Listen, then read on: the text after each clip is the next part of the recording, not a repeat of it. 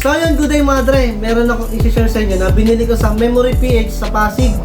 Ito pala yung binili natin sa kanila, yung belt bag na Immortal. Yan. So re-review natin kung ano yung nasa loob ng Immortal bag. So sa labas makikita nyo ay meron siyang clip para safe yung mga gamit natin, hindi tayo madukutan. Tapos ito naman, lagayan ng susi. Pag binuksan natin, meron siyang bulsa rin dito. Pwede natin lagyan ng dokumento natin o ORCR.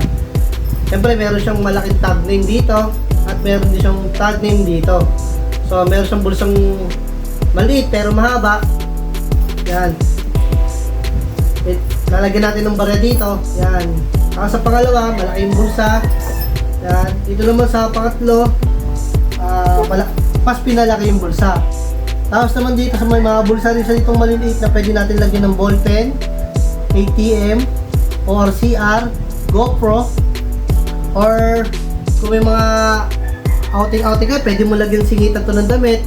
Siyempre, meron din siyang bulsa dito sa gilid, pwede mo rin siyang lagyan ng barya. Yan. Pati sa kabila, or lagyan mo ng vlogging sticker. Total yan, may vlogging sticker pa dito. Kung gusto nyo mangingi, ilang. Yan, dito natin lalagay. Kinagandaan din dito sa Immortal bag dahil pag naiilawan to, umikinang, kumbaga pinaka-reflectorize niya. Kahit nasa likod siya, malayo ka, pag natapatan ng ilaw, makikita. Ano pa ba? Tapos may bulsa rin pala siya dito sa likod. Yan. Lagyan mo rin ng barya, ikaw na bahala kung ano ilalagay mo. Tapos na-adjust din to. Yan. Dito na-adjust din. Pag gusto mo masikip or marami kinalagay, lagay mo dito. Pwede mo luwagan, pwede mo sikipan.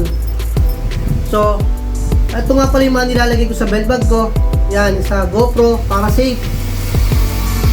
Tapos cellphone, dito ko rin nilalagay sa pangatlo.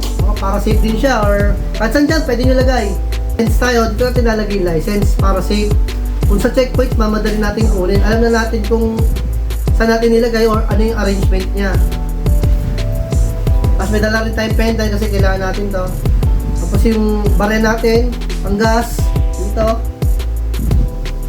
Tapos siyempre yung guide natin, yung St. Benedict. Guide natin to, kahit saan mapupunta, meron akong dalang St. Benedict. Hindi nawawala sa biyahe ko to.